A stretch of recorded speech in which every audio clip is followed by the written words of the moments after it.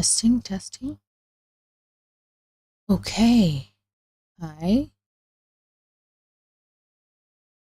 We're here. We made it. Hello. Happy Friday. I hope you are having a lovely day. Today we will be having a lecture focused session, and I wore my black glasses, so when I'm not paying attention you won't be able to see it. I think you can still see my eyes. Yep. So this is the lecture. In technicality, there are like, what, less than 8 plus 14, that's like less than 25 minutes left. So that sort of makes me happy, which means I can finish this lecture, maybe get somewhere around the, what's the thing? Assignment. Maybe not, maybe I'll just do HuggingFace. That's the plan. Let's go. Last thing we studied yesterday, besides the HuggingFace thing, which was the last part of the database library, semantic search. That's what I did yesterday. My voice has really changed, isn't it? Okay, feels different. This here we learned about different normalization. Yes. So there were some other encoding related information, but also normalization. Oh, hi, what's up? Hey, I'm happy you're here, but I'm also not happy you're here, so please, rest. You need to sleep.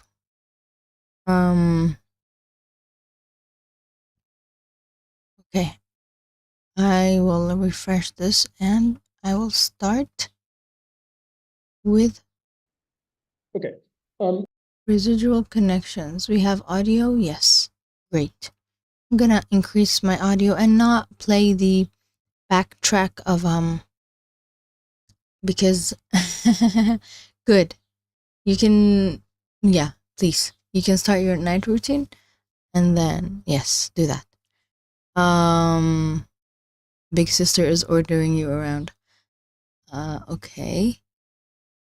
Yes, I won't play the backtrack of the what was it? Just the background noise, because I want to listen to the lecture. Yeah. So I'm gonna start playing. Residual connections. I talked about these a little bit last time, so I'll go through them relatively quickly, but they're basically an additive connection between the input and the output. And so you take the input to multi-head attention and you pass it into the output here. And it looks like this, very, very simple. So no matter what function you're doing here, you just add the input into the function.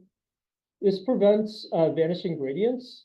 And it allows you to learn the difference from the input. So instead of learning how the input should be mapped into the output, you learn what difference should I apply to the outputs. Okay. What difference should be applied to the output? I sort of want to understand. I want to understand residual connections, because we have the issue of vanishing gradients, meaning numbers become smaller and smaller and smaller and smaller, and then they vanish. So yes. So here's an interesting quiz. There's a very big implication for attention, for multi-head attention. Can anybody think what the big implication is for multi-head attention here? Yeah. Because we now have the residual connection, it sort of deprioritizes looking at itself Yeah. Looks at the surroundings to understand what do I have to add as context. Yeah, exactly. So basically it deprioritizes attending to yourself because you get yourself for free through the residual connection. You get the information from yourself for free. So you just need to pull in the other information that's useful for contextualizing the current vectors. Self being current token? And you can actually see how this actually happens. If we go back and look at our visualization, you'll notice that there's only one attention head that's attending to itself, and all of the other attention heads are not attending to itself. And this is precisely because you have the residual connections. If we didn't have the residual connections, it would have to attend to itself heavily and then pull in like all of the other information. So that's why you see that behavior there. Cool. I didn't expect somebody to answer that so quickly. So thank you. Another really important improvement to the transformer is post and pre layer norm. So the original conception of the transformer basically had this over here, post layer norm. So what you would do is you would run multi-head attention, then you'd have layer norm after it. Then you have the feed forward network, then you'd have layer norm after it. Right. The problem with this is kind of breaking the residual connection, right? You see, we have this residual connection, which is gray here, and then you have a layer norm in the middle of this residual connection.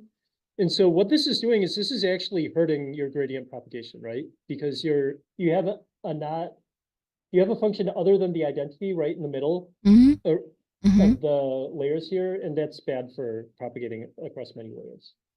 So a modification to this is pre-layer norm, where basically layer norm is applied previously to all of the like multi-head attention and feed forward layers, which gives us a like direct residual connection like this, all the way from the beginning to the end, and that improves gradient propagation. Well, would that make a difference? Because we're still applying it. I'm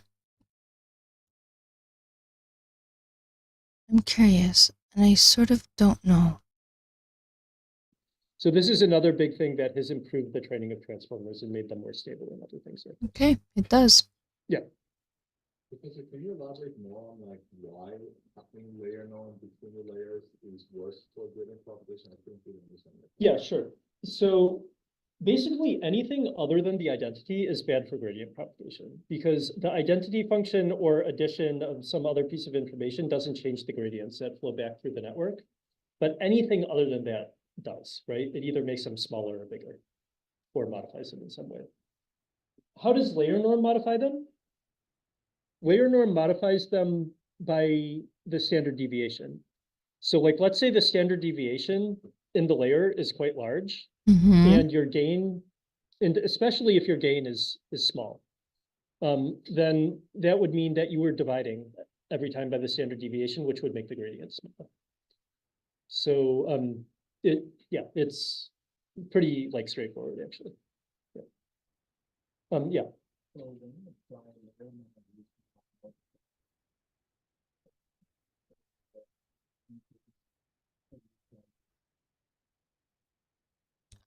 The quiet is quiet. Yes. Yes. So you're basically right. Like if we apply something like tan H, then the gradient would disappear. I'm actually going to talk about activation functions, and usually we use activation functions that don't have that problem quite as much. But the other thing to point out here is actually the residual connection is going all the way up, and it's not like the feed-forward network is being applied like outside of the path of the residual function. So essentially the gradients won't be vanishing because the feed-forward network is not blocking the residual path from beginning to end. So, does that make sense? Another way to put it is this will be like the tan H will be inside this function, but you're separately adding in X outside of that tan H, so you don't lose gradient.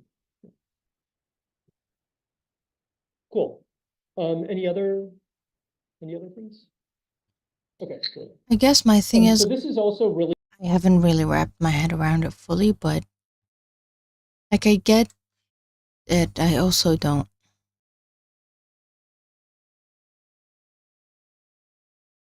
important. This causes the models to work better. So next is feed-forward layers. So the feed-forward layers here, what they do is they extract combination features from the attended output. Basically, the feed-forward network is applied independently to each vector in the sequence.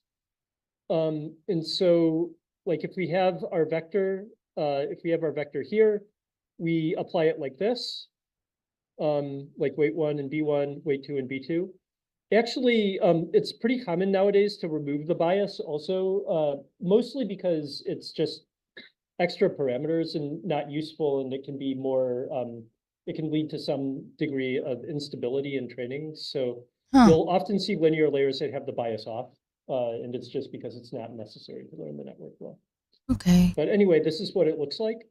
F here is a nonlinearity of some variety. So it essentially looks like this.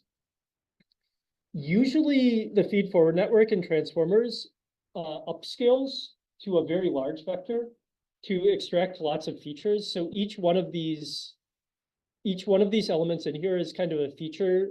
And a lot of people, when they do interpretation of transformer models, they actually look at these features because they tend to correspond more directly with kind of the information that we would expect to see. Like, so this helps with trying to understand what's happening inside the box.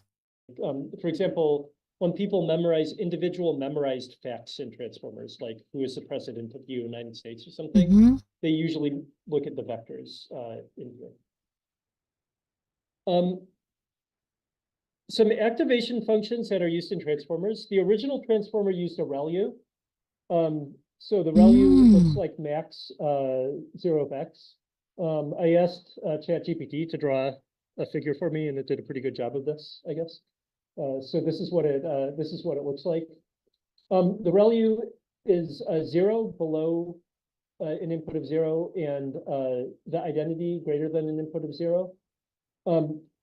The problem with this, though, is anytime something is less than 0, you get a 0 gradient. So it causes issues. So an alternative that's used recently is something called Swish or SILU for sigmoid linear unit. And basically it looks like this. It's x times sigma times beta, where beta is often set to 1. And it looks a lot like a ReLU. It looks very similar to a ReLU, but it doesn't have a 0 gradient anywhere. So you can still, if it gets to be very negative, you have like a light push. You have a light push towards the middle. So you have a chance to recover and get things closer to the middle. So empirically, this seems to work pretty well. And this is also used in Llama. Cool. Any questions about these? There's, of course, a ton of other activation functions, but I am talking mostly about the ones that people are actually using. Usually you just set it to 1 or set it to some, you could hyperparameter optimize over it, but I think it doesn't make a huge difference. Yeah. Okay, cool. Next is optimization tricks for transformers. So transformers are powerful, but very fickle. Transformers, at least when they started out and we didn't have stable training recipes for them, tended to be very, like people tried pretty hard to optimize them, but they were difficult to optimize. One example of this that is really great, it will make you feel a lot better if you're training things and they're not working very well, is Meta's old logbook of how they trained a 175 billion parameter model. And you'll see all of the problems that they had while they were training their model, despite the fact that they're kind of pros at doing this. And that includes things like their machines going down and their like hardware engineers having to go and resurrect their machines, and their loss diverging and having to roll back things manually and other stuff like this. So I really like this. I'm really happy. it's not malice, but I also feel better when I read about or just like learn about different types of failure, because it makes you feel better about yourself and not alone, like because everybody fails. So Happy that they released this for us all to learn from. But yeah, you can take a look at this. I want to look at it. In the here, there's this slides. We are looking at transformers, and these are papers. Whoa, these are papers. Okay, go to the slides.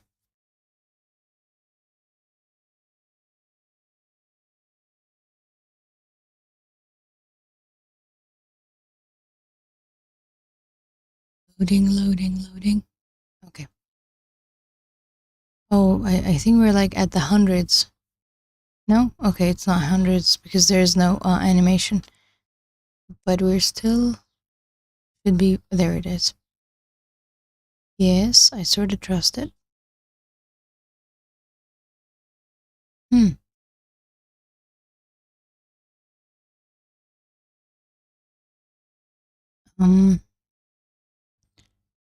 Goal, get a dance model up and running by any means necessary. Any means necessary, that's not good. Like someone like Rumpelstiltskin will exploit this to provide a source of truth of what we did. Wow, that's sweet. And that's from 2 years ago. When and why and any context that was important to those decisions, to provide each other with a clear place to find information about what is happening without having to ping. Oh yeah. Okay, that's sort of an update. All right.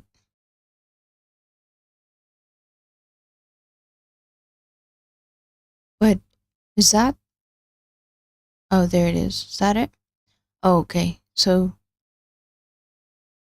hosting running TensorBoard was taken offline.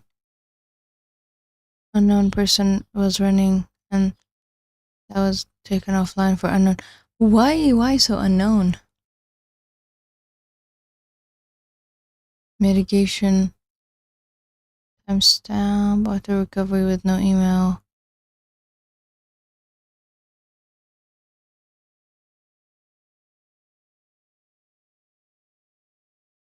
I'm guessing that's not everything, right?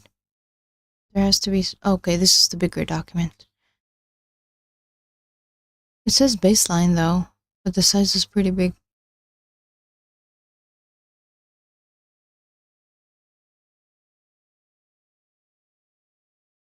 Do I have to wait for it? I can come back in a bit.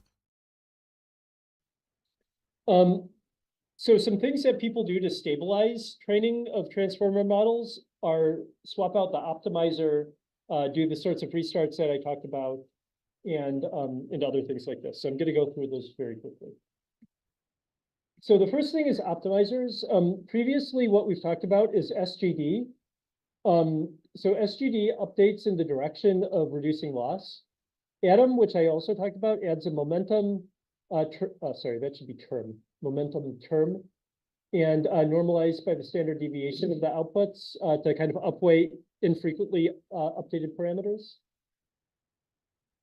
A new thing that was introduced by Vaswani et al. When they introduced transformers was a learning rate increase and decrease.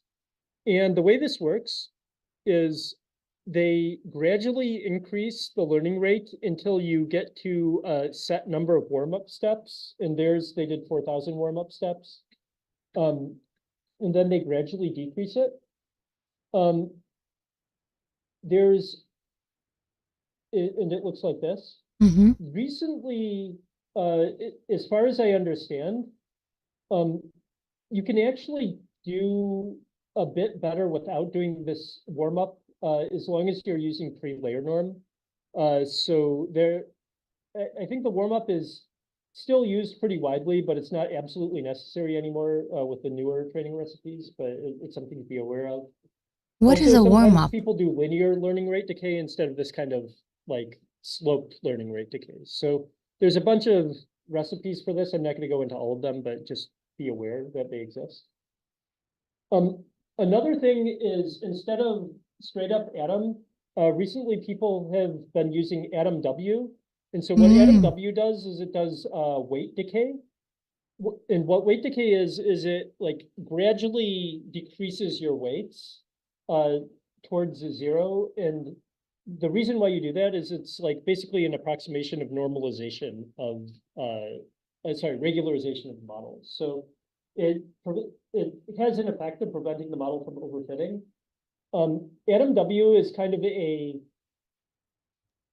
you don't need to know all the details if you're just using it, but it's basically a correction of weight decay, specifically considering the fact that Atom is using momentum in this normalization so that it actually corresponds to a proper regularization term. So if you're just using Atom W out of the box as an optimizer, that's all you need to know. But actually, sorry, never mind. For the assignment, you're actually going to have to implement something related to that. So you do actually need to know it and look into it. I'll maybe cover the details in a later class. But, Please do that.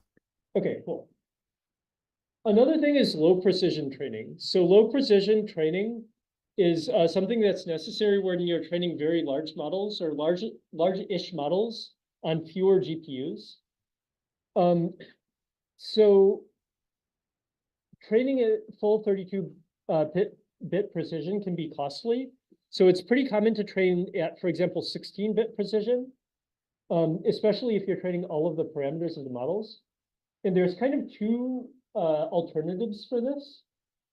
The first one is FP16, and that's the standard 16-bit floating point numbers that are used by most computers and most CPUs. And these floating point numbers, they allocate 1 bit for the sign, yes, 5 bits for the exponent, and 10 bits for the fractional component. So they have relatively precise fractions and exponents with a relatively small range. So they can't express things with very large or very small exponents. What? There's something called bfloat16. In bfloat16, B stands for brain, for like Google Brain, because that's where they invented this. Whoa. And basically what it does is it increases the number of bits for the exponent to 8, and it decreases the number of bits for the fraction to 7. So that allows you to express a wider range of values at a lower precision, essentially. And this is much, much more stable with respect to training because you can handle very small numbers and very large numbers better, despite the fact that you're losing a little bit of precision. That is interesting. Like, does this change happen on the fly? Do you ask it to save it differently? Or do you have to update whatever hardware is there? It's interesting, like, if you show this to a person, like, to whatever, it's like, this is an invention that came out of this, and they're like, wait, how is that an invention? It looks pretty simple. But sometimes you just don't think of this stuff, and when somebody does, then you get to tell that person, great, you actually thought of something that helps. On the fractions. So this is pretty essential, and I would recommend that no matter what you're doing, if you're doing 16-bit, you would use this instead. And hardware support for this is pretty good now, like NVIDIA GPUs and other things like that all support it. Okay, so it is hardware support related. Another thing that you should be aware of, especially if you're training very large models, is checkpointing and resets. So even through best efforts, training can go south. It can have problems. So what do? The first thing that you can do is you can monitor for possible issues. And a common way to do this is by monitoring the norm of the gradients. And so I pulled this directly from the OPT logbook that I posted before, the thing that Meta did when they were training their models. And here you can see you're monitoring the norm of the gradients. And suddenly, like in the middle of training, big change. The gradient norm just goes up by a lot or something. And this is an indicator of a problem. But the interesting Mm. thing about this is this will spike. And then after it spiked, you can see that the perplexity of the model is going down. After the spike, it continues to Spiking. go down for a little bit, but then it starts going up. And so basically, once it starts going up, now your model is kind of in like a bad space. It's in a bad space Oh, of the in a parameter bad space. mood. It will just continue being in a bad space until it diverges. But it's hard to diagnose immediately other than through things like the gradient norm. So monitoring the gradient norm can be helpful. This is especially important if you're training very large models. If you're training smaller models, it's not as big of a problem. But this is something to pay attention to. Okay, we'll try. If training crashes, what can you do? So a very common thing to do is to roll back to a previous checkpoint, like save out checkpoints periodically. Roll back not to right before the gradient spiked, but roll back to, like 100 steps before the gradient spiked. Mm-hmm. Shuffle your training data set or jump to a different part of your training data set and resume. So this is a very like hacky thing to do, I guess. It seems, Hacky. I was working on something yesterday and I did something to the data and I was like, okay, I used a different word, not hacky. I used the word hila shar'i. Because it felt like not right, but I guess other people do that as well. That is also comforting. Yeah. You can go back and shuffle the data? How? I don't know how. But by doing this, you're injecting some randomness in the process by looking at different data, and that can cause your model training to stabilize. There are even some platforms that do this automatically. Like Oh, I wow. think the Mosaic ML platform does this automatically and fixes this for you. Then it So no longer is hacky, right? another thing though is you should also be checking your code. And ideally, Sure. if you have really solid code that doesn't have any sort of dangerous functions in it, and also your learning rate is set appropriately, this happens much, much less. So if your model training is spiking all the time, then this could be an indicator that you have a problem. And just to give an example, like, let's say you're taking an exponent, let's say you're taking the log of something where you're pretty sure that this should be positive. I don't know if I've studied this anywhere in this lecture or the other course that I took, but I don't know how to set my learning rate. I mean, I just use whatever the template I'm using has chosen. I trust people. You're taking the log of something where you're pretty sure that this should be positive, but in fact, it's getting very close to zero some of the time. So if it's getting very close to zero some of the time, you'll get a huge gradient because like log zero has an infinite gradient, and things that are very close to zero have something very close to an infinite gradient. So usually if you're seeing these sorts of spikes, there's a reason for them, like this. So you can also try to diagnose and make training more stable. This is kind of a, like, this is a good thing to look at, but there's a lot of like experience that goes into this. So just going in and diagnosing and digging into the code is a good way to level that. Cool. Any questions? Any questions about this? Nothing yet. I mean, I already I asked think all a my lot of this questions is to the like void. lived knowledge. So just, try it. And if you have problems, ask me or the TAs or people. So the final thing I'd like to talk about is comparing transformer architectures. So I talked about a lot of design decisions. I'm not going to talk about every single model today because I want to do that a little bit later after we've introduced more concepts. Okay. But I would like to at least compare the Vaswani et al. Paper and Llama. And if we look at some of the I really do think that he really likes Llama. I also like Llama, especially with the Olama stuff. But yeah, and the Vaswani one is the OG. So differences between them, they're both using transformers. They're both doing a lot of things similarly. But some of the differences are what is the norm position? Vaswani et al. Is doing post-norm, Llama is doing pre-norm. What is the norm type? Vaswani et al. Is doing layer norm, Llama is doing RMS norm. What nonlinearity are they using, ReLU versus SILU? And what positional encoding is sinusoidal versus rho? Wow, that's And very different. you might be asking me, you might be thinking like, well, how much do I care about this anyway? I mean, like it, you know, might not be super important. But there was actually a really nice paper by Albert Gu, who is an assistant professor in MLD, where they were proposing a new architecture. But one of kind of the Easter eggs in this paper is this comparison here. And in this comparison, they basically compare the Vaswani et al. Original transformer architecture and the Llama style, like transformer plus plus, like good transformer architecture. And they compare the difference from yellow to bright orange, not brown. I mean, it looks a lot very different. There's something called a hyena. perplexity, or actually this is log scale perplexity. So it's basically like negative log likelihood on, oh no, sorry, this is perplexity, but it's on the log scale. So yeah, this is actual perplexity. And then they compare the perplexity based on the number of training flops.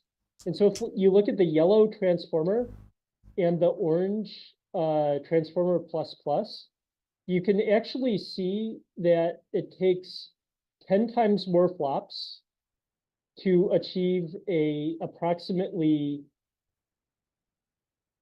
similar, it can take 10 times more flops to achieve an approximately similar result with the old architecture compared to the new architecture.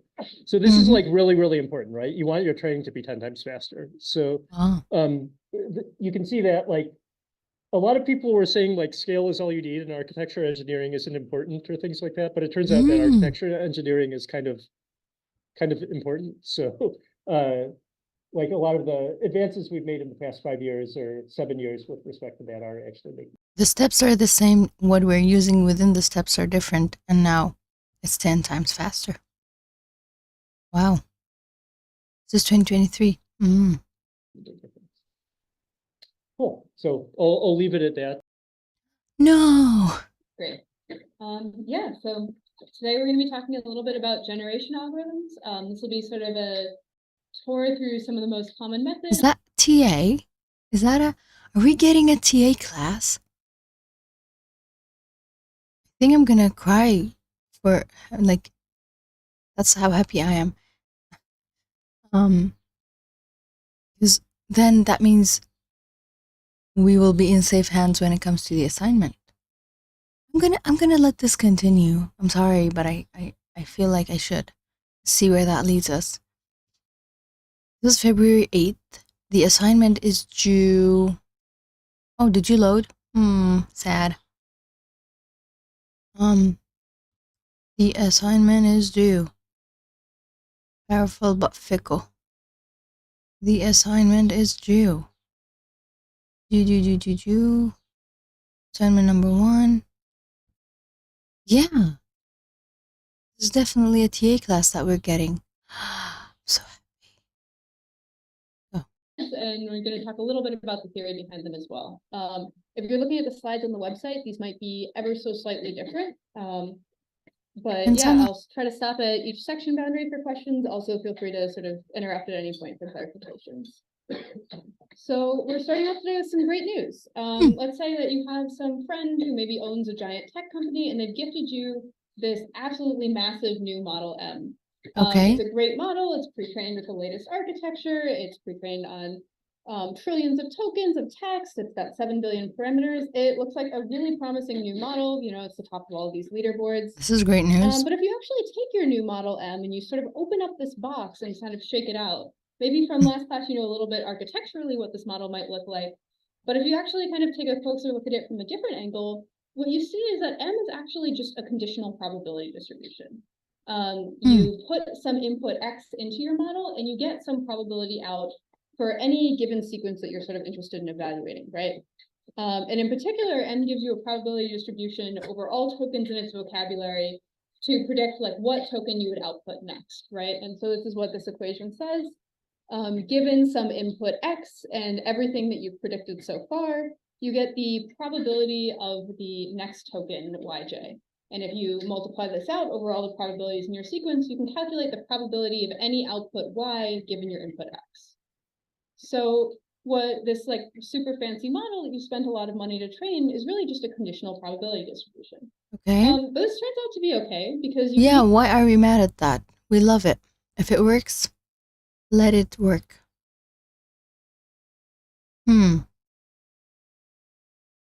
This is translation. This is question answering. This is summarization. Utterance response generation, like text generation. Chess game. Next move. Ugh. Cool. Math problem. use a conditional probability distribution to do sort of any task that we're really interested in NLP, pretty much any task, right? So by changing what you consider your input X and your output Y to be, you can get outputs from this model for things like translation, for summarization, for reasoning tasks, just by sort of changing what you consider your inputs and outputs in this setting. But there's sort of both good and bad things about your model being a probability distribution instead of just an oracle that gives you sort of a single answer for every input. One kind of nice thing about this distribution is that you can get at an idea of something like confidence, right? If you give your model the input 2 + 2 equals, and almost all of the probability mass is on the token 4, you can say like the model predicts with pretty high confidence that 2 + 2 = 4. I have not been paying attention to what our professor wears, so I can't confidently say what his favorite color is, but it seems like it's green. But it's less than 50%, so you can't be sure.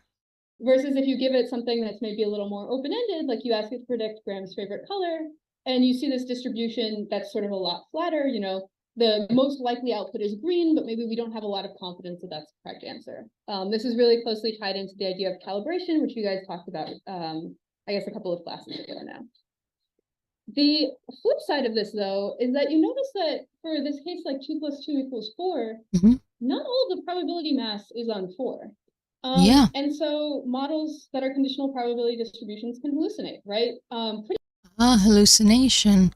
But also, like, too much regularization, normalization makes the model think, okay, maybe other possibilities are possible. I don't want to put all my eggs in one basket.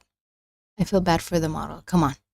Pretty much no matter what you do, there's going to be some non-zero probability to some output that's incorrect or undesirable, in some cases maybe even offensive, something that you don't want the model to output.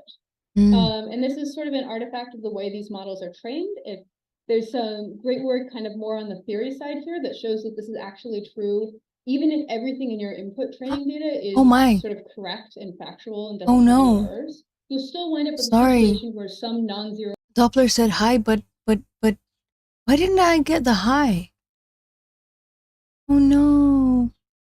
What's happening to Restream? It did not give me the hi. I don't even know when that was. I can't tell the time from it. Or is it just now? I'm getting the no problem, but I'm not getting the hi. This is mean. Hello, what's up? I was enjoying the lecture. So am I. Like, I am sort of enjoying the lecture.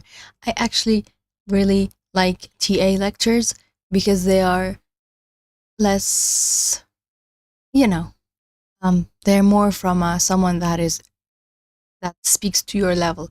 I am not saying that Graham is a not good lecturer. He's a great lecturer. He takes all of your attention. Like, he is great. But TA lectures are nice. They feel approachable. Yeah. So till now, like, I am with her. Whatever she's saying, I am with her. Let's see if we can stay with her or not. I'm gonna play it. Let me know if you have anything, or if you are gonna lurk. Whatever works for you. Correct and factual and true. Even if there's some great work kind of more on the theory, sort of in some cases maybe even offensive, something that you don't want the model to output. And this is sort of an artifact of the way these models are trained. If there's some great work kind of more on the theory side here that shows that this is actually true, even if everything in your input training data is sort of correct and factual and doesn't have any errors, you'll still wind up with a situation where some non-zero probability mass is on some outputs that are undesirable or hallucinatory for sort of most inputs that you care about evaluating. So they must hallucinate because we just mess with the data so much that they have nothing else to do but hallucinate. So if we have these issues, how do we actually get a good output out of the model? And to do that, we're first going to talk about some sampling methods. But I want to pause here in case there are sort of any questions on this idea of a model as a conditional distribution. Great, so we can jump right in. So we have this model, right? We know at each step, at each token we might want to decode the distribution of likelihood over all vocabulary tokens, right? This conditional distribution we've been talking about for the next time step. And what we want out of this is a good output for some definition of good that we can sort of develop as we go here. So maybe the natural first thing to try is we have a probability distribution. Can we just sample from it, right? And this is something called ancestral sampling. So at each time step, we're going to draw a token from this distribution, sort of according to its relative probability, right? So if something has twice as much. Before I let her explain better, I am curious. Ancestral sampling. We're checking the previous step? Or are we, is it some sort of n-gram style thing? I don't think it's an n-gram style thing, but I'm still thinking of it. Probability mass, according to the model, we'll draw it twice as often. And we can sample from this distribution at each time step. And this is sort of a nice setup. We get exact samples from the model distribution. So using this setup, if you imagine like drawing an almost infinite number of samples, like a ridiculously large number, and you look at their probabilities, you sort of get something from this distribution with exactly the probability that the real model distribution is giving you. So this is great. This gives us an exact sample from the model. This seems to be exactly what we want. But you can guess probably by the fact that we're only like 10 minutes into class here. This is not really the end of the story. And there's actually a couple of problems with sampling directly from our model distribution. The one that we're really going to focus on first here is this idea. Oh, okay. No, I was just about to say, is a sample the answer? Like, are we overfitting? Are we just giving training information? What are we doing right now? What are we doing? We have a long tail. So a model like Llama and maybe our new model M has 32,000 vocabulary tokens. And you can imagine maybe out of those tokens, there might be 1 or even 2,000 of those tokens. Yeah. Sort of a reasonable next thing. I was about to say probably 1,000 is, yep. Well, have a good frequency. Other one is or like 1. For a really open-ended task, right? But there's going to be all kinds of things in that distribution that are maybe like punctuation. There may be tokens that won't actually lead to the correct answer. Like there's a lot of things in this distribution that would be all really low likelihood. And this is fine. These things just get low probability mass. But the problem is if you give sort of a small amount of probability mass to 30,000 different things, that mass will add up pretty quickly. Yes. To see this, I'm sorry. Sort of, oh, yeah. I wanted to look at the Wikipedia long tail thing. Oh, no, not the bird. We don't have it? Okay, that's a bird. Language distribution. I can ask that, right? Language. Do I look for the word distribution? This, I have no idea how to write the word distribution. Where's the O? T-I-O-N. Yeah, that one. There we go. Can you see it because of my big head? No. We will make it less. I think that's all right. So we have, oh, not even English, starting from Germany. France, Arabic, PT. What's PT? Italiano. Poland, maybe? Russian. UK as in Ukraine. Venezuela. Anyway, yeah, the long tail doesn't look. Oh, English source. That's not what I meant. What I meant was coverage of, yeah, something like that. But this is like top 25. If you do top 100, then you can see the tail looking, is that it? Anyway, there's a tail. I'm just saying, there's a tail. There is a tail. Is that the tail? I see English, I see French, I see German. Could be this one. Here's the tail. I'm gonna close this and go back to the lecture. And continue the lecture. And not get distracted. Psych, I will get distracted. Okay. The mass will add up pretty quickly. And to see this, we have sort of this illustration here. I don't know if you can see the difference between the green and the yellow, but I've also drawn a little bar between them. This is a really long-tailed distribution, and the green part of the distribution, which is a lot of tokens with high likelihood, has 50% of the total probability. The yellow part, which is a lot of things that are all individually not super likely, is the other 50% of the probability. Really? So what that means is if you're doing something like ancestral It's 50-50. That's really cool. sampling, 50% of the time you'll be sampling something really unlikely from this long tail. That seems sort of not like what we want, right?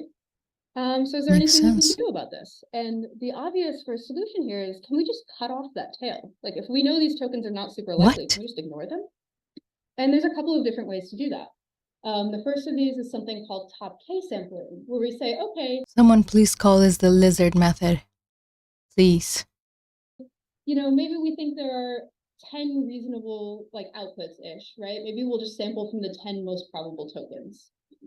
Here, maybe we say if we want to pick top 6 sampling, we'll sample from just the 6 most probable tokens. And so in this example, you can see we originally had 10 tokens, and we're going to sample from just the blue ones, just the 6 most likely tokens. In this example, this distribution is pretty flat. There's a lot of things that are like kind of likely, right? So that those 6 tokens are only 68% of the total I'm offended. Why dog is more probable than cat? Why can't the cat be probable? probability mass. If we go like one time step further here, we might have a distribution that's a lot peakier. Most of the mass is on just a single token.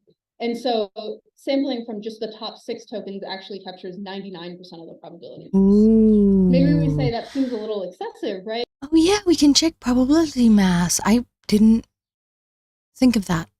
Like if we take, I don't know, like 80%, then we're good. We don't need to check everything. So top K is the number of things, but we can also check. Can we check? Like how probable they are together, or are we checking the probability of nice plus the, which is 68, but the car is 99. Wait, no. We don't really need maybe all of these tokens that are all kind of low probability. Maybe we just want to sort of sample from the top half of our distribution or something, or the top 90%. So instead of choosing a top number of tokens to sample from, you could choose a top amount of probability. And this is something called top P or nucleus sampling. Okay, the I like P this. here is the amount of probability from your distribution you want to consider. So if you decide your P is about like 94% of the probability mass, I love in this 94. first example here would choose almost all of the tokens. You keep adding tokens in until you reach an amount of total probability that's about 0.94. Right. But then when you get to the second step, where you have a couple of really highly probable tokens, you'd only need a couple of tokens to add up to 0.94, or even higher than 0.94. And so you would just sample from a smaller set of tokens. So in top K sampling, the total amount of probability you're sampling from can move around. Constant, in top P sampling, the total number of tokens you're sampling from might change. But maybe we sort of don't want to impose a strong constraint, like we want like 94% here. Maybe just what we really care about is saying that we're not going to sample anything that's really, really unlikely, right? Yeah. Another way of doing this is called epsilon sampling, where we just sample tokens that have at least some minimum amount of probability to them, right? So maybe we just want to. I don't know what's epsilon. Help. Like it's like on the tip of my brain. I've heard it too many times. I just don't know what it is. I'm gonna have to Google it. Sorry about that. Epsilon. Is it a person? Threshold? Ah, the fifth letter. Okay, it's a Greek letter, first of all. And then God, I'm sorry about that. So it means 5 somehow. Epsilon meaning in AI? Math? Something. Symbol meaning, I guess. Math? Oh, error-bound. Yeah, threshold. Thank you. Okay. Oh, it's the thing? It's this thing? Haha, okay. Ah. Limits are formally defined using epsilon delta. Yeah. Just bounds, I'm guessing. Alright. It's a Greek letter, that's why I've heard it a lot.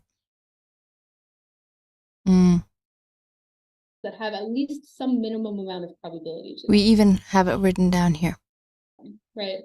So maybe we just want tokens that have probability of at least 0.05 here. In this first example, everything has at least some reasonable amount of probability, so we're actually going to sample from our full distribution. And then in the second example, when we have a lot of things that are really unlikely, we'll only sample from sort of the more likely part of the distribution. So all three of these methods are sort of different ways of trying to cut off the long tail using sort of different heuristics.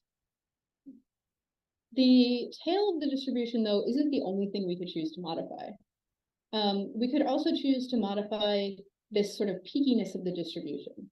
So if you look here at the middle of these diagrams, say this is your original distribution over next tokens. Okay. And maybe you want to modify some properties of this distribution, like you'd say, I want an output that's really diverse and interesting and open-ended. Like maybe this is something like story generation, where you want to have sort of a lot of maybe surprising things in your output. Right. You could say, I want to sort of distribute my probability mass more over the token space. And you can do this by sort of... My brain goes to curves, grading curves with this.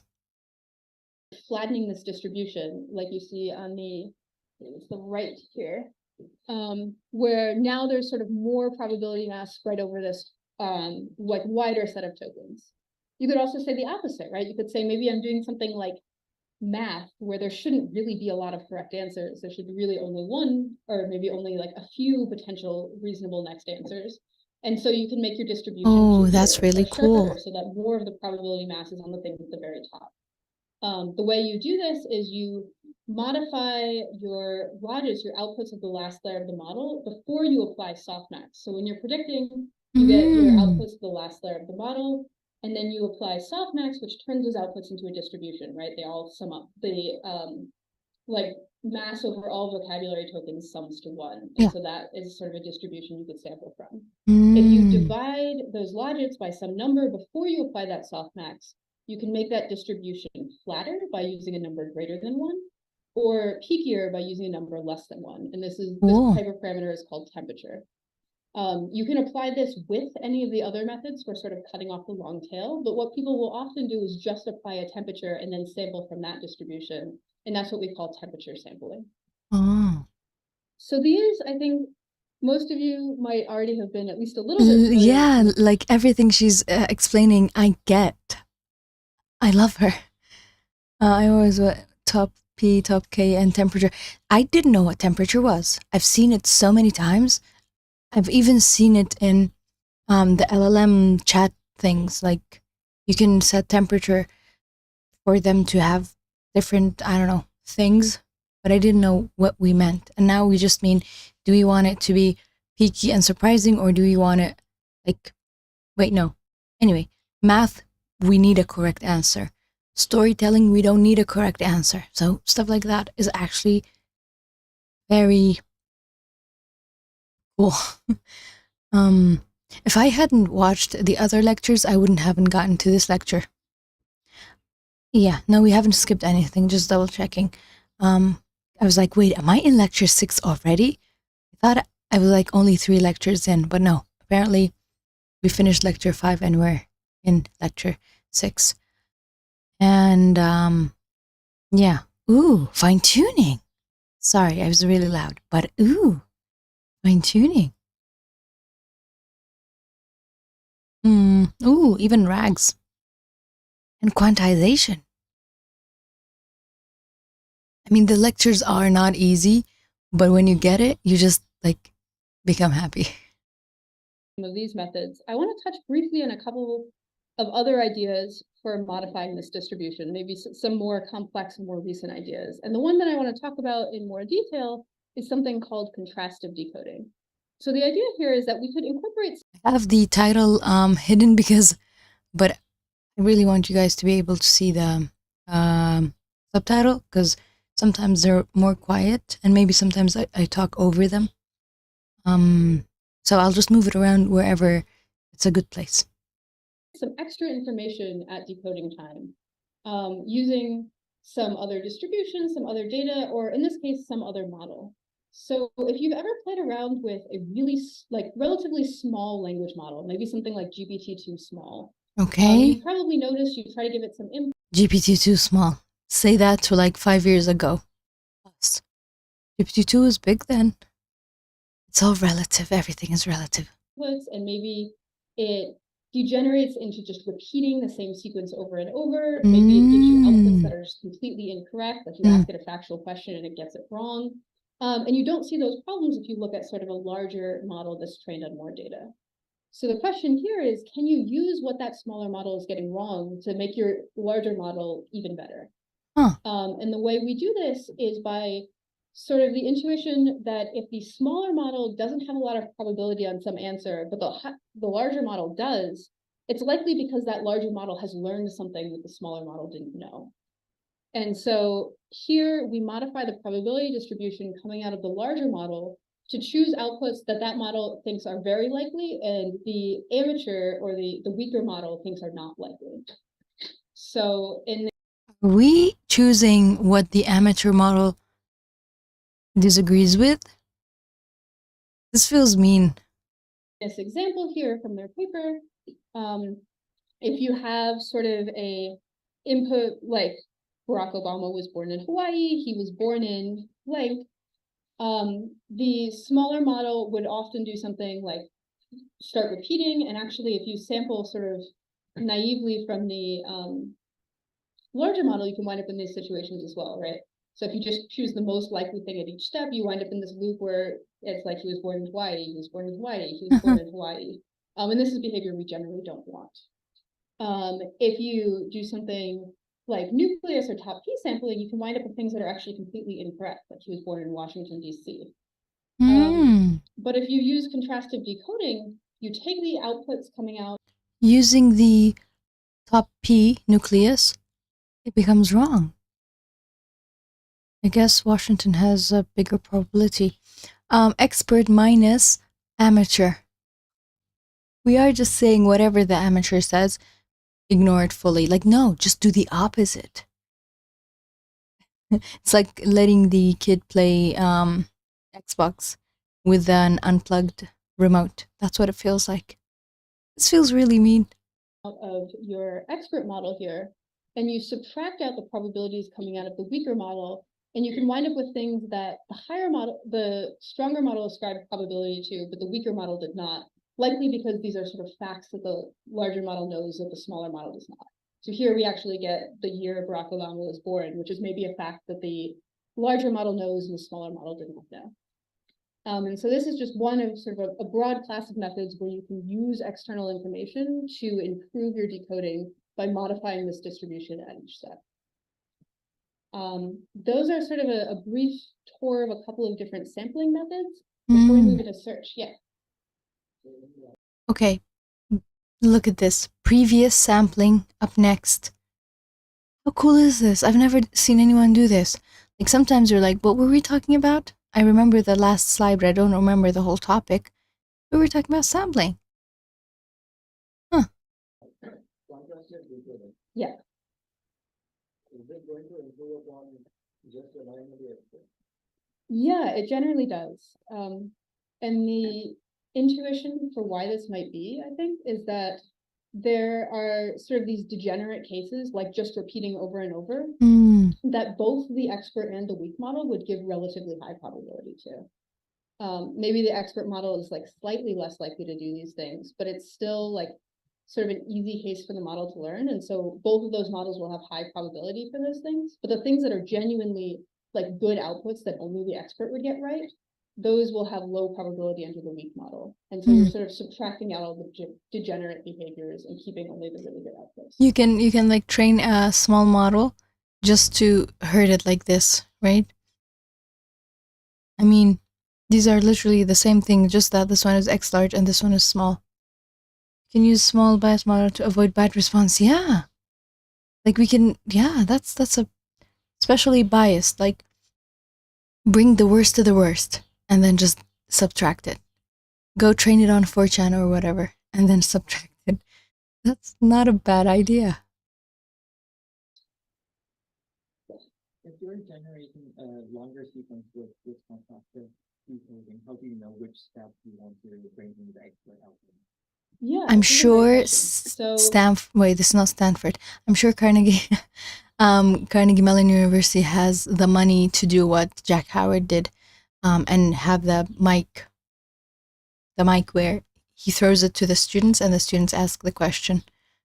But I really don't think this was recorded by the university. I think this was recorded by the teacher because he wanted the information out there. Which, thank you. For this particular case, yeah. Oh yeah, sorry.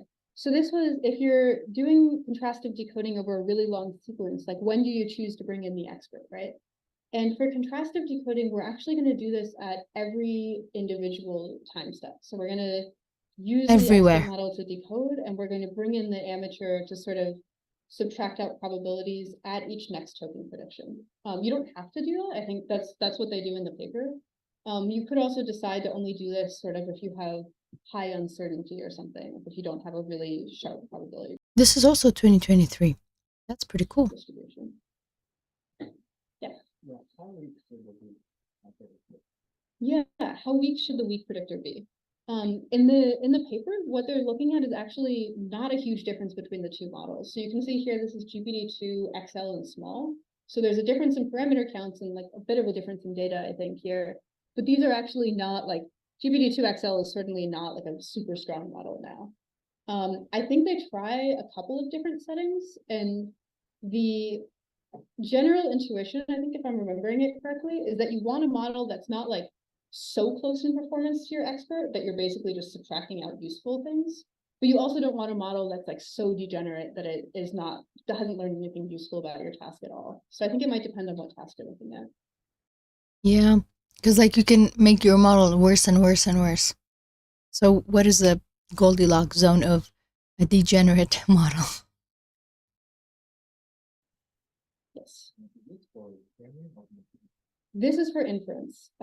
So actually everything we look at today will not require any training of the model. Okay. Cool. So now we're going to step into sort of a slightly different set of strategies here, which is maybe we don't just want something from the model distribution or something from a modified distribution. Maybe we actually just want the quote unquote best thing, the single most likely output given our input, right? Okay. And here this would be the y hat, the single sequence that satisfies, that has the highest score py given x for the x that we gave the model. This section is called mode seeking search because this is the mode of the distribution over outputs. If you sampled a huge number of times and you looked at the single most likely sequence you got, it would be this y hat. And so how do we find this thing? Well, one idea is we know the distribution at each individual step. Can we just pick the most likely thing from that distribution? Okay. And so in greedy decoding, we take the argmax, the single highest probability token at each step, and we continue generating until the single highest probability token is the stop token, right? The end of sequence token. For an individual token, right? If we only want a single token output, this is exactly what we want. This is the single most likely output. And that's great. But if we're looking at something that is maybe several tokens long, are we actually going to get the highest probability thing? And if you kind of squint at this, you can see that maybe we have a problem here where the highest probability sequence that you get from multiplying across multiple steps doesn't necessarily start with the token that was highest probability at time step 1, right? Maybe if you're doing something like unconditional generation, the highest probability token at time step 1 is always the, but there could be a really probable sentence that just doesn't happen to start with the word the, and you would never find it using greedy decoding. Okay. Highest probability is not always the best. So this isn't going to give us the highest probability output Oh. over a sequence that's more than one token long. Can we do anything better to try to find this output? Sure. But now I'm thinking engrams again. I love engrams. So instead of outputting one token, we're gonna output a sequence, which is not a high probability. Yeah, I know. What is how much sequence are we thinking? And here we get into sort of one of the most popular decoding. Yeah, it's used everywhere. Like, I understand the concept, but I don't know how we do it. So let's see if we get to the how. Method, the one that you maybe heard of before, which is beam search. And the idea here is that we don't want to miss a high probability token that's hidden behind a lower probability prefix. So we want to kind of search through a couple of different options so that we don't discard something too early that might have high probability later on in generation. And this is a type of breadth first search. So we're going to look at a wide variety of options at a given time step. We're going to pick some set of them to continue, and then we're going to look at a wide variety of options for the next time step, instead of generating all the way through a sequence and then generating all the way through another sequence. Looking at her I don't know if this lecture is prepared by her, but her referencing is immaculate. A wide variety, choose a few. Next step, wide variety, choose a few. So we're always having like a lot in our pocket. Okay. And how this works is we're going to pick sort of a number of candidates we'd like to explore, a beam width. So in this example, we're going to pick 3, and we're going to say, all right, here are maybe 3 options for time step 1. For if we pick each of those 3 options, what would be the 3 most likely things for time step 2, right? Rather than choosing just the single most likely thing in greedy decoding, we're going to pick 3 options. And so now we have 3 options for time step 1, 3 options for time step 2.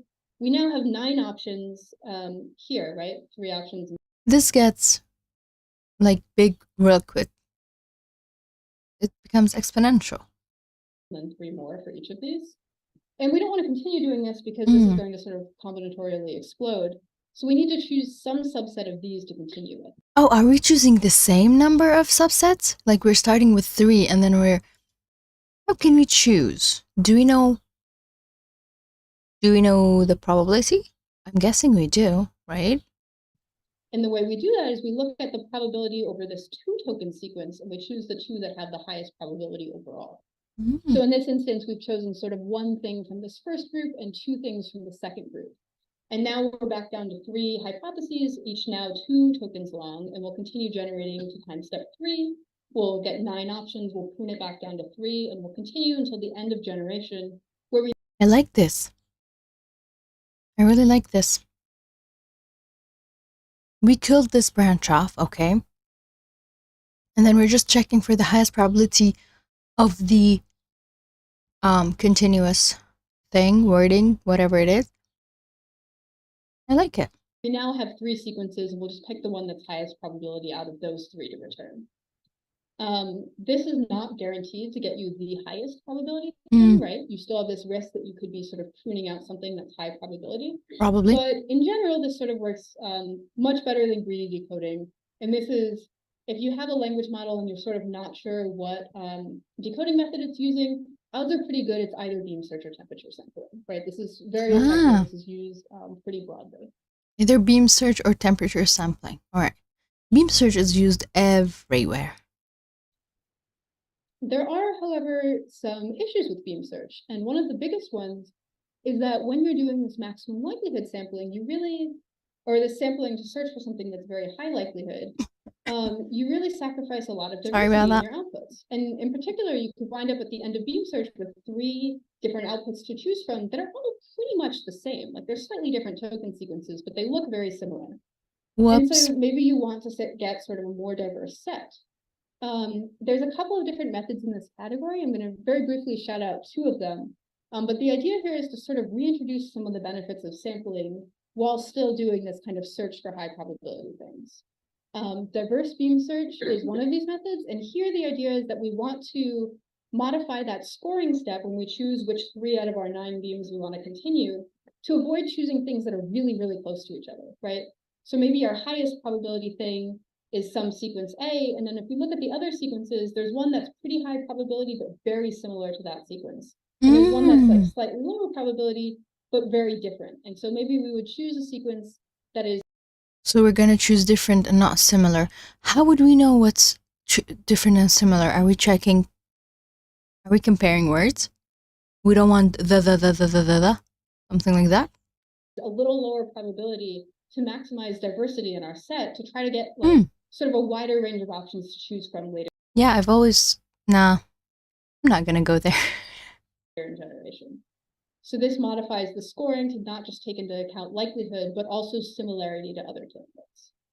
Another option down this path is stochastic beam search, where we're going to keep the scoring the same. I'm sure that one is very widely used, right? But rather than choosing just the top 3 most likely tokens to expand out each beam, we're actually going to sample from some distribution. And you could sample from the model distribution directly using ancestral sampling, or you could use any of our sampling methods we talked about in the last section to do this. And the idea here is sort of similar to diverse beam search. We want to get sort of a wider exploration of our model's like output space. You know, we want to sort of explore more things instead of just winding up with a bunch of outputs that look very similar at the end of beam search. If folks are interested in these, I think these are both linked on the website.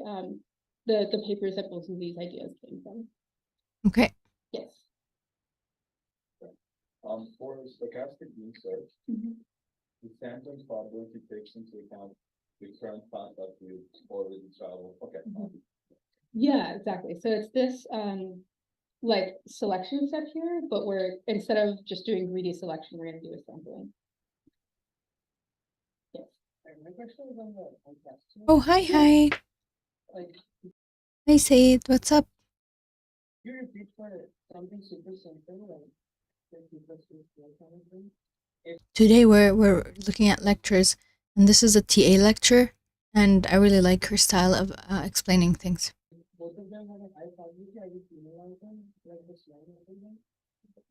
Yeah, so you would, if it has a really high probability under both models, it would have a lower probability after doing this sort of contrastive debugging. Right. So if the smaller model is really good at your task, this might not work very well. Yeah, I think in the paper they're generally evaluating on these sort of like open-ended generation tasks. I bet this works a lot worse for now. Yes. Yeah. Why are we going back? I mean, I don't think I understood this stochastic beam search one fully, but so the question is, how do we measure similar beams? You can sort of define any kind of similarity function you like here, anything that you'd use to evaluate like how similar something is to a gold reference, right? Yeah, I had the same question. I think in the original diverse beam search, they do this by looking at like exact token match across the 2, right? Yeah. Like if these beams Repeating. are the same in all but one of the tokens, or they have like, 50% of the tokens are shared across the beams, and maybe these are really similar and we should try to choose 2 things that are different. But you could swap that out for any metric you want. Yes. So for the stochastic beam search, there's kind of like a shuffling that's happening at every concept.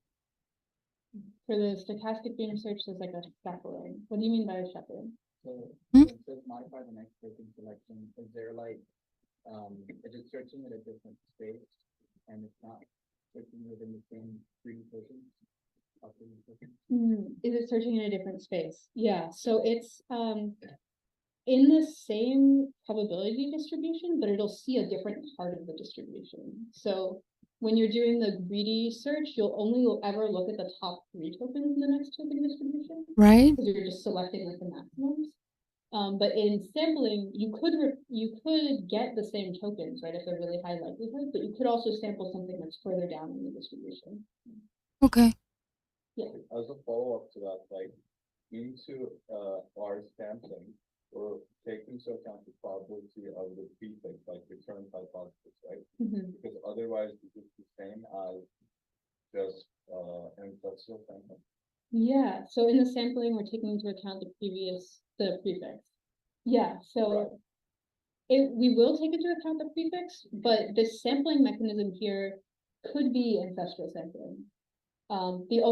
The difference here is that we're also doing this sort of search step on top of that to choose the maximum likelihood things across multiple leaves. Okay. Another important thing is you sample without replacement. And so normally you sample with replacement and you might get exactly the same thing, but when you're doing stochastic beam search, you sample without replacement. So you get like 3 ones according to the probability, but they're guaranteed to be different. He's there. He's sitting there. Huh. Yeah. Right. So beam search, like one of the characteristics of beam search is you always get 3 different things because you're picking the 3 top. When you do sampling, like stochastic beam search, you get 3 different things. They're not guaranteed to be the top. They could be distributed according to the probability distribution, but they're guaranteed to be different. So you can take a look at the paper for more details of exactly how it works, but that's important. So then is the main difference that compared to ancestral sampling that we have n options that we're keeping track of instead of going with only one. And you can't sample the same thing. Right. Yeah, so just repeat for the Oh. recording, we've got an option. The guarantee is that it's guaranteed to be different. Okay, maybe not the highest probability, but it's different. We're keeping track of, and they're all going to be unique token sequences at least. You can actually get the same output sequence from 2 different token sequences if you tokenize slightly differently, but these will always be unique tokens. So that was sort of a set of methods that we've developed to try to find the most probable sequence out of the model. But in the next section here, we're going to sort of think about whether that's actually what we want to do at all. So what is do we really want the highest probability thing? We know that outputs with really low probability tend to be really much worse than outputs with high probability, right? I mean, if you were writing a story, then the cat growing wing is not surprising. Maybe I'm trying to predict like what the next sentence should be after the cat saw the dog, right? The cat sat down is way higher probability than the cat grew wings, and at least with The cat ran away is also high probability if they're not friends. the cats I've met, that sounds pretty much right? Like this is a much better output than the cat grew wings. But if you look at just the outputs with a relatively high probability, it's sort of less clear that this defines an exact ranking between those outputs, right? Is the cat sat down necessarily better than the cat ran away? These both seem like pretty reasonable outputs to me, even though one of them is slightly higher probability. And so do we really necessarily need to recover the cat sat down? And this gets a little more complicated still if we look at sort of a range of outputs. So say there's sort of 6 outputs that our model could give us. And here we're looking at sort of full sequences, not individual tokens, just for clarity. So maybe our outputs in order of probability are the cat sat down, it ran away, it sprinted off, it got out of there, it's very small, and it grew wings, right? So we're definitely sure that the cat sat down is a better output than the cat grew wings. And if Definitely. we're doing a mode-seeking search, we would find that as our most likely thing if we do a good job searching, and we'd return that as our output. But if you look at the rest of this distribution, you see that there's actually a whole set of outputs after that all say something that kind of means the cat left the area. Yeah. It's just that this probability is split over these 3 different generations. And if you actually add up the I was right. The cat would rather run away Then be near a dog. Probability mass of all three of these sequences, this is double the probability mass of the cat sat down. But because none of these individual sequences is higher probability, if you're doing mode seeking search, you wouldn't be able to see this effect, right? Also, the model might not think these are similar in meaning. Maybe if there was some sort of embedding, but I don't think we're there. So do we really want to return the cat sat down, or do we want to return something that means the cat left the area? The question then is, like, if it's not probability that makes an output good, what is it? So we have this one output that's really high probability, but it's very different from everything else in our set. And then we have a couple of outputs that are all pretty high probability and similar to a bunch of other relatively high probability things. So maybe it's sort of less risky to return one of these, right? Our thing that's higher probability but different than everything else could be different because it's way better, or it could be different because it's way worse. Another way to think about this is, maybe if you and your friends were cheating on a test, which you shouldn't do, but if you were going to do it and all of your friends sent you their answers, maybe one of your friends has a slightly higher score in the class than everyone else, but they said the answer was answer A and everyone else said the answer was B, right? You still might go with the answer that everyone else said because, like, it sort of feels less risky. Like, maybe everyone else got that answer, and so you're when in Rome. This is basically when in Rome, do as the Romans do, and not. One friend could be right when everyone else is wrong, or they could have made a mistake that no one else is making. So this is sort of the same concept, right? We want an output that's relatively high probability, but also relatively low risk. And so here, maybe if we were using this criteria, we'd return the cat ran away as our sort of single output. So how do you find something that's high probability and low risk? There's sort of two questions here, right? We have to figure out how to estimate probability. And if we're looking at a set of outputs like the 6 we saw before, maybe we can just do this by counting, right? We could sample everything from the model and get exact probability. Or we could take a sample from the model and— But hold up, this was meaning related. You need to get the meaning out. just look at probabilities in that set. And from that sample, sort of one reasonable thing to do is just count frequency, right? If something's in our sample twice as often, we just say it's twice as frequent, or it's twice as probable. This is something called Monte Carlo sampling. If you do this enough times, like if you sample an infinite set, this would give you exactly the model distribution. But for yeah, I was gonna say, what is your similarity algorithm or whatever? the sort of reasonable size sets we're working with, maybe like 100 samples, this gives us a sort of reasonable approximation for what we need to do here at least. So we're just going to take a sample to get probability, and we're just going to count things in that sample to see how likely things are. That doesn't seem too bad. How do we estimate risk? The idea here is that we have a bunch of other things in this set of outputs, and we can treat those as sort of like pseudo references, right? We can evaluate agreement between the thing we're looking at and each of those other references. And this is sort of the same idea as calculating similarity in diverse beam search. We're going to use some kind of metric to compare how similar these things are. This metric could be anything you use downstream. It could be like an n-gram overlap metric like rouge or blue, or it could also be something neural or semantic like something like BERT score or BART score. And so this concept is a type of decoding called minimum Bayes risk decoding. And what this equation captures is exactly the intuition that we were sort of talking about just a slide ago, where we're going to choose something that is— I'm sorry, but how, I mean, definitely showing my ignorance, but how can an equation capture intuition? This is too philosophical for me.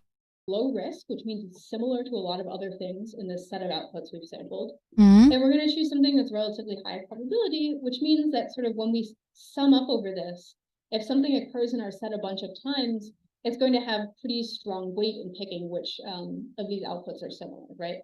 If sort of there's one thing in this set that appears a bunch of times, it's going to have a strong influence on which thing we pick. And so that kind of captures high probability in this setting. All right. So So to see how this works, we can look at an example in summarization. So we choose some metric, maybe we choose rouge, which is an n-gram overlap metric for summarization. And we Okay. say, we're gonna sample 100 things and we're gonna use this equation to choose the one that has the sort of lowest risk according to MBR. So if we do that and we look at this sort of table of results here, you can see that this outperforms the other sampling methods that we've looked at before. So greedy decoding here is just sampling the single most likely thing in each step. Mhm. Beam search here is the BS with 5 or 10 beams, and DVS is the Oh, hi, diverse beam hi. search we were talking about. Probability. Hello to probability as well. I have no idea what question you're asking, but the answer is probably. We are sorry. We are talking about mostly probability, yeah. Bayes something Bayes risk. I forgot the M. Was it mini? No. Let me see. Minimum. Yeah. Yes. I was just laughing at the word BS here, which is beam search. It's beam search, nothing else. If we use minimum Bayes risk and we use Bruges as the sort of determiner of similarity, we do way better across all of our metrics, but we especially do really good at Rouge because that's sort of the metric that we've been using to evaluate. And then if we swap this out for other metrics, you still see a performance improvement over these search methods here. What's the sort of catch here? The catch here is that MBR requires you to sample 100 things. And so this is a lot more expensive. It's a lot slower at inference time. Yes. Yes. I think this is a TA lecture, and she's explaining a lot of things really Why great. does the beam search with more beams perform worse? This is a relatively well-known phenomena called the curse of beam search, Oh. which is actually lost your mic. I thought it meant the curse of, but cursive, right? So we'll get you a new mic and you can speak up. okay, yeah. So this is called the curse of beam search. And the idea here is that beam search is like an approximate search, right? So if you add more beams, you should be doing better and better at finding the maximum likelihood thing. And generally you are, you get something that is higher probability. But as you add more beams, you also often get something that does worse on your downstream metrics. Mm-hmm.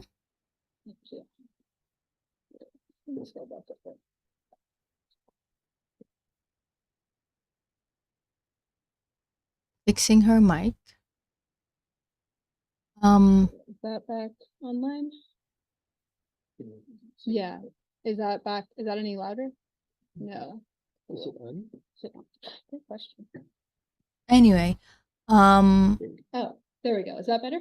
Great. Yeah, so why does this happen, right? Why do you get something that's higher likelihood but lower performance downstream?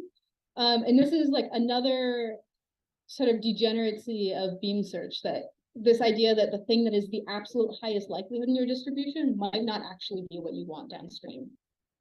This is sort of one of the other things that people use to motivate why you might want to do something like MBR instead. And there's a great paper about this problem called the inadequacy of the mode, because beam search is looking for the mode of the distribution.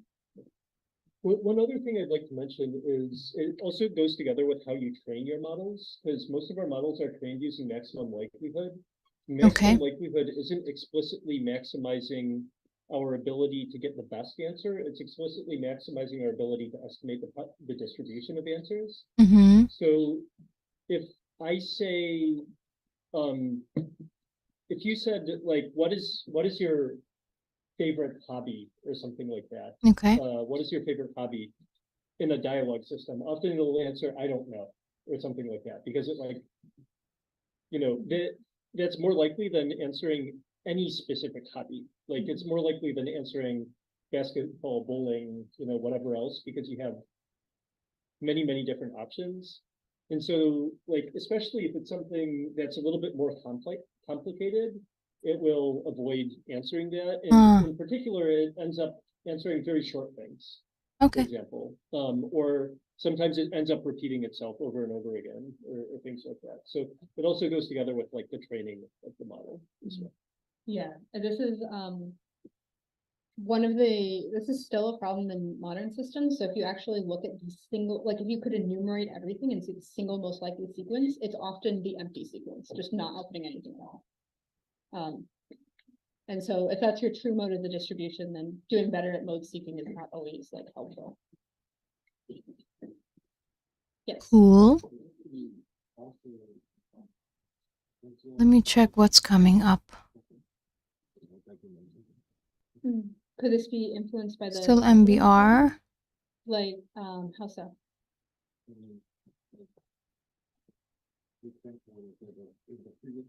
Hmm.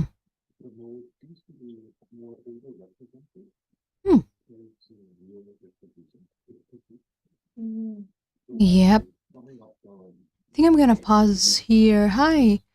AI doesn't want to talk. Yeah, short answers in empty sequence. Is that what it's called? Actually, I have ChatGPT on my phone, which I'm sure it's a different situation, but in the setting part, I've set it to I want answers to be concise, and when I use the unsigned in one, it always gives me such long answers that I get bored. Like I want the answer to be short. So that's the opposite. I have the opposite problem. But yeah, I understand why I don't know would be a more likely answer than any of hobbies. Even if, I don't know, the hobby is super popular. Whatever that is, like watching movies or something. I think I see what you're saying, which is that like the confidence, it gives you the confidence of like a single exact sequence, right? Not the like actual sort of semantic space of, and so yeah, if you look at just like if you look at just the probability scores, you get the probability of an exact string, when what you really actually care about with confidence is the probability of sort of like things that mean the same thing. Yeah, this is part of why like calibration is really hard for long sequences. Great. As an aside, probability is onward to intuition. Rogue is grounded in beam. Correct me, this part I haven't touched in a while. I have no idea. But yeah, Roge is what she discussed with Beam.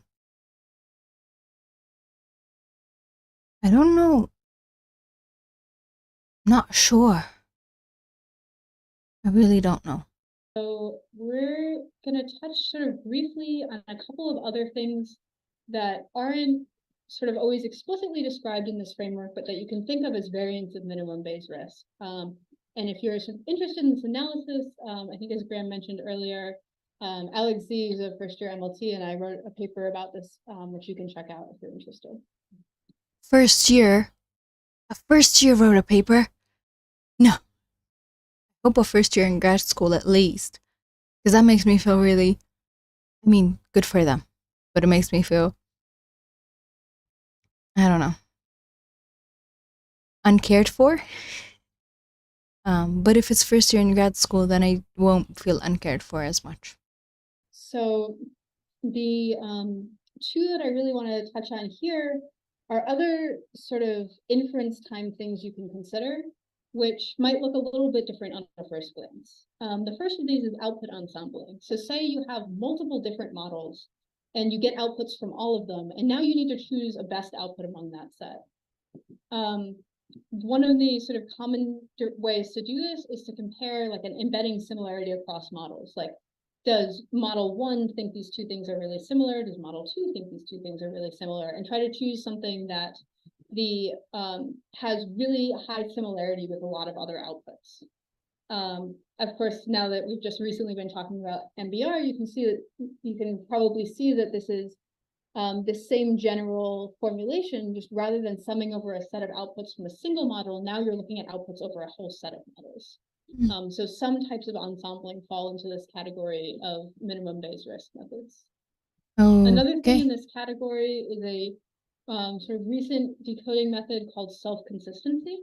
And the idea here is that you want to do something like mathematical reasoning and you really care about getting the final answer right, but you don't necessarily care about getting all of the reasoning steps in between, right? So you prompt the model for an answer using something like chain of thought, right? You ask it to sort of talk through the steps it's going to do and then give you a final answer. You sample many outputs using this, and then you completely throw away the chains of thought, and you just take the answer from each output. Okay. Once you have that set of answers, maybe you have like 20, 30, 100 answers, you just return the one that was most frequently generated. This is basically what the setting things does for the current chat models. Like you tell it, you know, the sort of setting when you're like you're talking to a child, so make sure you use simple terms. Do not, like I saw a video where they were creating a custom llama for their children, and they were like, never give the correct answer, but guide the person to the correct answer. So all of this preamble feels like this train of thought, and then the user doesn't see it. But I think the way I understand it, you send that part each time with any question or any chat. Like that part is sent always, I think. What this is doing is a type of MBR where the metric that you actually care about is exact match of this answer, right? Ignoring the rest of the generation. And so here we have sort of the same intuition that we want an output that is high probability, right? We're getting it generated a lot, but also low risk. Not a lot of the other outputs in our set disagree with this answer. So those are a couple of different variants of methods where we're sort of sampling a wide set of sequences and trying to choose the best one. MBR is one type of sort of sequence set re-ranking method. You could do other things to re-rank sets as well, but this is sort of one representative class of these models, or of these methods. Before we get into constrained generation, those are sort of the three broad categories of inference methods we'll discuss, which is sort of sampling from some distribution, searching over some space of distributions, and doing some kind of analysis over a set of samples to choose which one to return. Does anyone have any questions at this point? Yes. I think I'm good. I think I'm gonna pause here.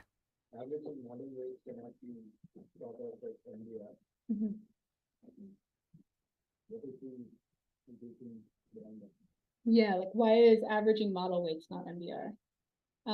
I think it's not MBR because the key thing that I think really makes a method MBR is this concept of comparing between multiple sort of pseudo references.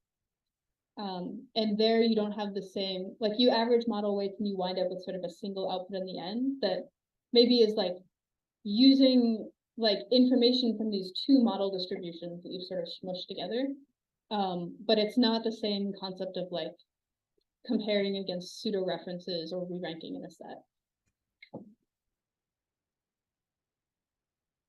Okay. Great. All right. Sorry, I keep losing my voice. So that was 40, almost 5 minutes. It didn't feel that long, did it? So these are the topics: sampling from LM, beam search and variance, minimum Bayes risk. So we did half, I guess, even though it's more than that. I want to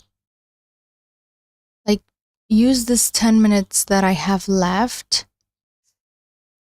I'm gonna see when is lecture 8. I'm gonna check for the date. March. Okay, we're good. I want to go and just click this assignment. Just click it, and then end the stream. No, and then see what information is out there. Just let's quickly read through it. But I need to be back in 2 minutes because I need to do one thing. I'll make sure it's not more than 2 minutes. Okay? BRB.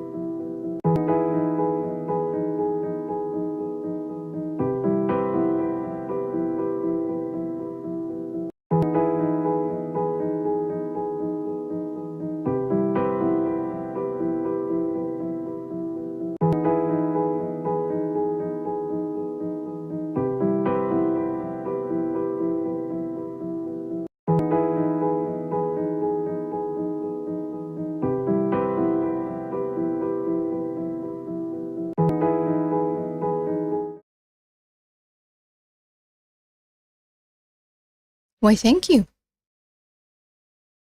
I realized that they're not covering my eyes, so I'm good.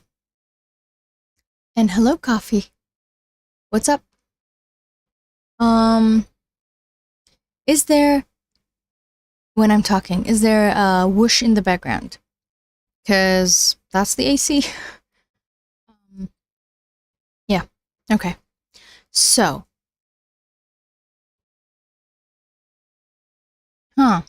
this is an updated assignment. Okay. Can we see the text? Yes, we can. Okay. So the previous, hi. Is that a bunny? Okay. Previous assignment was Minbert. So that still exists, and it's from 3 years ago. And now it's updated to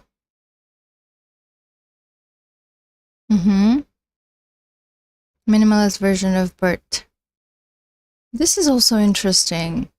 It's updated to llama because world is changing, things are growing. Okay. Created by this person. Okay, I'm supposed to read through it. Okay.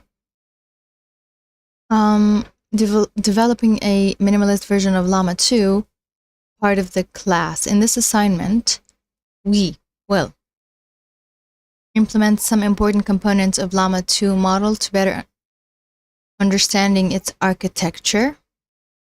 You will then perform sentence classification on SST dataset. What's SST? And CFI MDB. Oh, CFIMDB. Okay. IMDb, that I know. Dataset with its model. Question. Calling IMDb dataset, isn't that repetitive? Isn't that like non-bred? Because I know it's database, not dataset, but it still feels repetitive. The task. The code to implement can be found in llama.py right here. 4 months ago. Viswavi.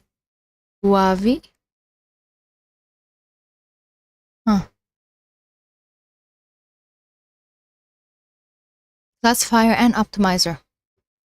You're responsible for writing core components of Llama 2, one of the leading open source, I know, language models. In doing so, you will gain a strong understanding of neural language modeling.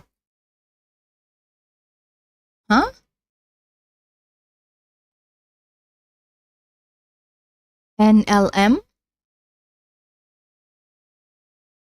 Is that supposed to be neural networks of NLP? We will load pre-trained weights for your language model from Stories 42M PyTorch, an 8-layer 42 million, I'm guessing, parameter language model pre-trained on Tiny Stories dataset, a dataset of machine-generated children's stories. Not human-generated, I see. This model is small enough that it can be trained slowly without a GPU. You are encouraged to use Colab or a personal GPU machine, e.g. MacBook. I don't know why I don't feel like running code on my MacBook. To be able to iterate more quickly. I mean, I have my reasons not to run it on my MacBook on stream. But maybe offline I could try. I'm too lazy for that. Colab is good enough.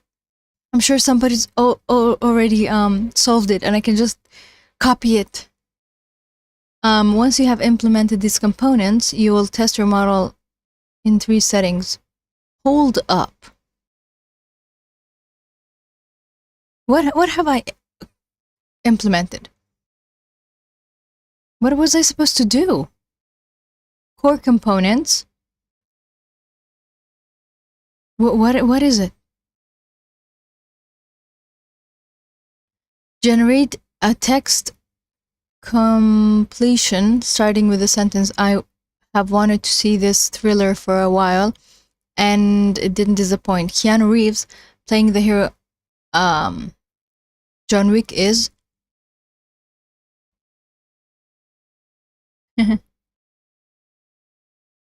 you should see coherent grammatical English being generated, though the content and topicality of the completion may be absurd. Really? Since this LM was pre-trained exclusively on children's stories. That is really cool. It's going to be fantastical, maybe? Perform zero-shot prompt-based sentiment analysis on 2 datasets, SST5 and the CF-IMDb. This will give bad results, roughly equal to choosing random target class. Why are we supposed to be bad? I will cough for a second.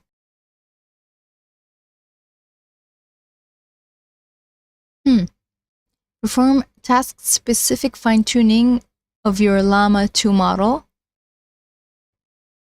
We're going to update the head so that works better. After implementing a classification head in classifier.py, this will give much stronger classification results. Okay, so we're going to see the bad and the good. Maybe some ugly along the way. If you've done 1 to 3 well, you will get an AI. However, since you've come this far, try implementing something new on top of your handwritten language model system. Like what? If your method provides a strong empirical improvement or demonstrated exceptional creativity, you'll get an A+. I want to get an A+. I will do anything for an A+, even though I'm not in this class. Follow setup.sh to properly set up the environment and install dependencies. Thank you. There is a detailed description of the code structure in StructureMD, including description of which parts you need to implement. Thank you. Okay, so there are better detailed information.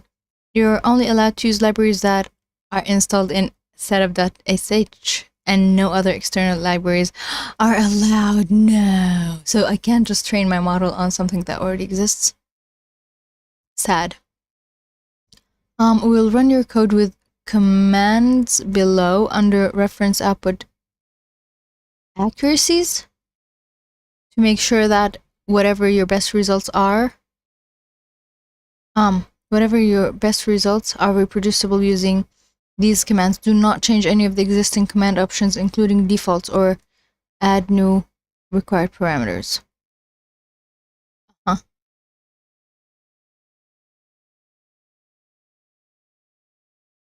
Okay. Submission? Okay.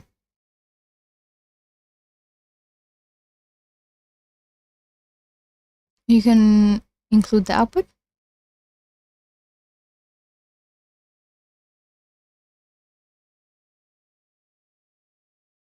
Rating. This must be tough, or not, I can't tell. No way! Wherever you are, you will see an Android Carpathy being named. It's going to be much more easy if they're allowed to. I know. I know.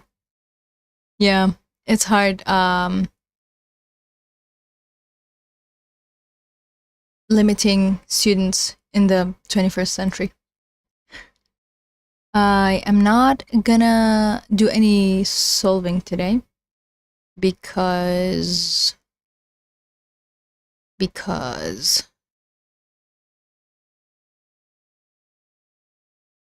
these are not written at all. Or are they written? Like, I see nothing. Okay, we have a to-do here. Not implemented. Okay, how many to-dos are there? 1 for the compute query key value score. Let's go back to the top.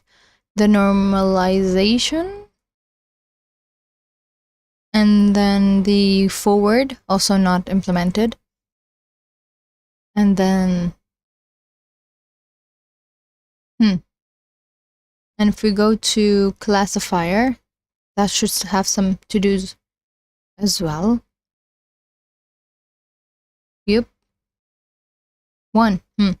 And the other one is supposed to be, if we go back, we're supposed to be editing llama classifier and optimizer. Optimizer.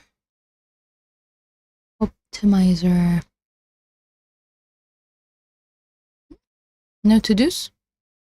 So we're supposed to optimize the optimizer. There is an setup and structure. This is setup. I recognize a good percentage of these, which is cool. And then we have structure. Good.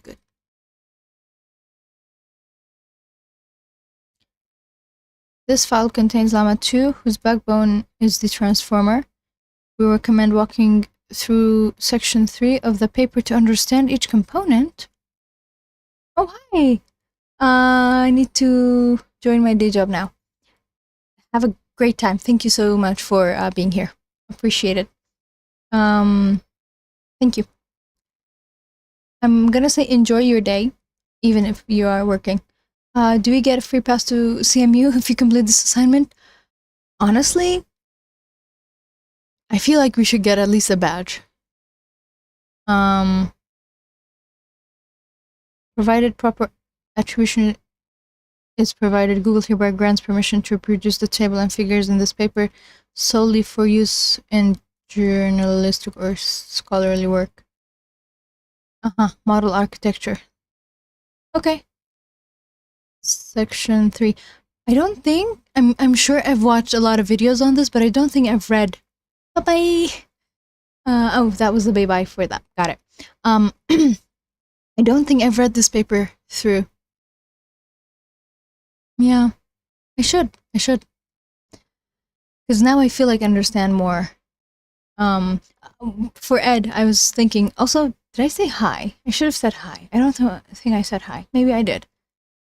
Like if you solve it, put it on Twitter. I'm sure he will somehow answer you because he's that nice.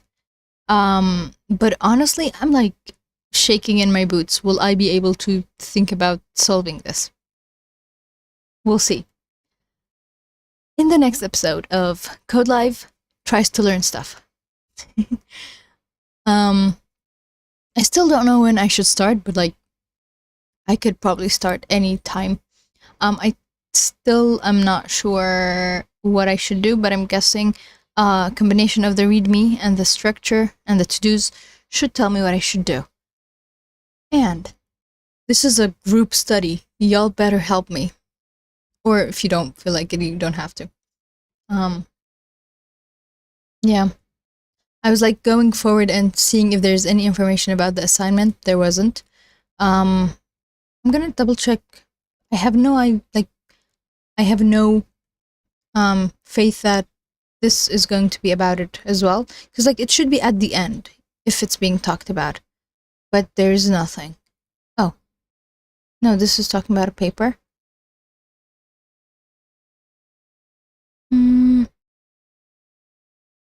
No, just prompt engineering, right? Right. No, I don't know when they're talking about the assignment, so I was like, they're not going to talk about the assignment. I should be the one going and looking at the assignment. So, I think that's it for today.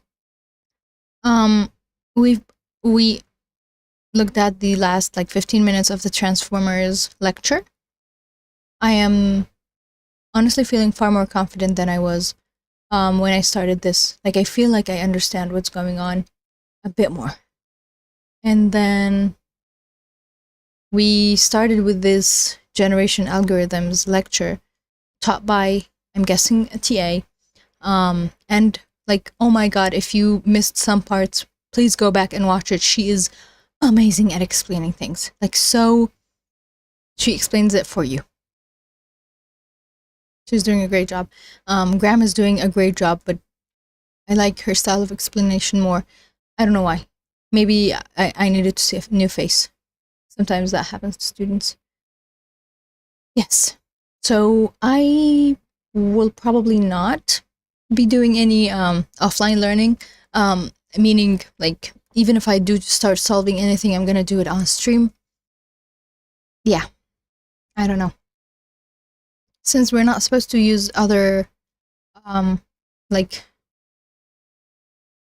other libraries, learning from HuggingFace for the assignment is not going to do me good, I think. But yeah, I can't even say like I'm gonna do it next lecture. I don't know. I just don't have enough faith in myself. Anyway, I'm gonna do a thanks for everyone that was here with me today. Starting from Umayma, Doppler, Said, JSS, Coffee, and Ed. I think that's all of you guys. I hope your thumb. Oh, my thumb is way better. Thank you. Yes, maybe. I don't know. I really don't know. I had a lot of green tea yesterday, to help with my throat, and the thing that made my thumb better, which is not like 100% all normal, but I can bend it. I can pick up things. I know, you too. Definitely silent mic as well. Always, always. You're too silent. Do you get bothered I call you silent Mike and not Michael? Am I lazy? Should I have the as well? Yes. What was I saying? My thumb. Yeah. Just using it and not being overly careful with it made it better. Like if I was like not using it all day, then it'd probably still be stiff. But because I continuously used it, it's better now. Yes. And my voice sometimes there's a cough, but not always. So we're good. We're good. So, what should we do? I'm like thinking about learning. Anyway, today's Friday, so today is supposed to be my rest day. Supposed to be. But I actually have a ton of, I have at least 3 tasks that I need to get to. So wish me luck on that. I ignored the editing of the video that I was editing. It's like half done. And if today I can like just do a bit more, I really want to be able to publish it before Sunday. So wish me luck on that as well. And thanks again for all the lovely people that joined me.